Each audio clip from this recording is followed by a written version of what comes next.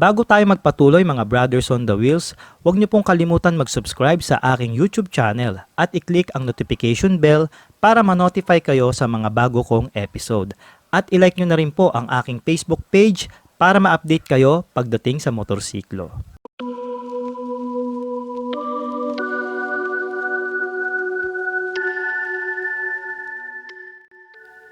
Kung titignan mo ang Easy Ride 150N sa Ledgi, parang may hawig sa NMAX ng Yamaha kasama yung likuran.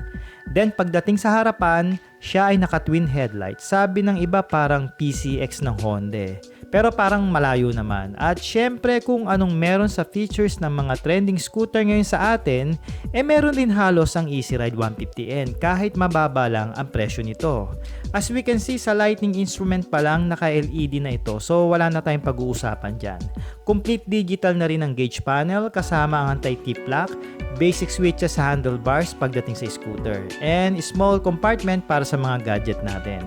Gas tank 8 liters at sunod na rin ito sa uso ngayon na nasa floorboard na rin ang location ng tangke. Braking system, disc brake sa likuran at disc brake na rin sa harapan, which is okay lang for the price of 62,000 pesos. Suspension, ganun pa rin, standard telescopic port sa harapan at dual shock naman sa likod. Ito rin ay gumagamit ng 13 inches wheel mugs na may tire size na 130 by 60 harap at likod na gulong. Seat height nito katulad rin sa NMAX na 765mm at may bigat na 125 kg.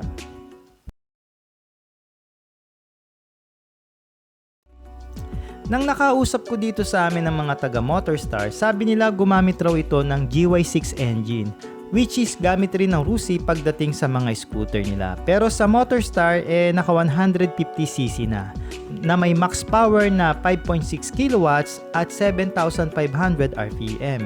And max torque naman na 7.6 Nm at 6,000 RPM. Air-cooled single overhead cam, 4-stroke na single cylinder, Euro 3 ready, starting ng scooter, electric at kickstart, at carburetor ang fuel system nito. Siyempre, sa halagang 50,000 na lang na motor tapos gusto mo pa naka-fuel injected at dual disc brake. Brad, walang ganon. Huwag kang choosy. Aray gago ka rin Puro kayo ulol.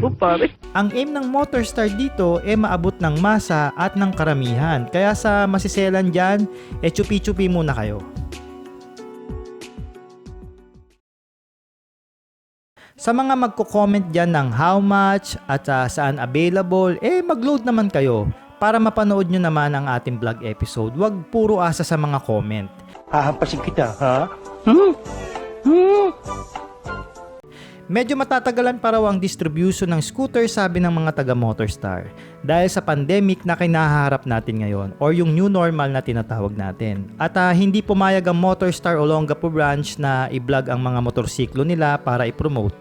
Siguro dahil hindi na nila need i-promote ang branch nila dahil malakas ang benta o kumukota sila buwan-buwan. Kaya siguro ayaw nila, di ba? So labas na tayo doon kung ayaw nila. Kawalan naman nila yon At dito na matatapos ang ating kwentuhan mga brothers on the wheels. At next episode naman silipin natin ang isa sa mga bagong model bikes ulit ng Motorstar, ang Explorers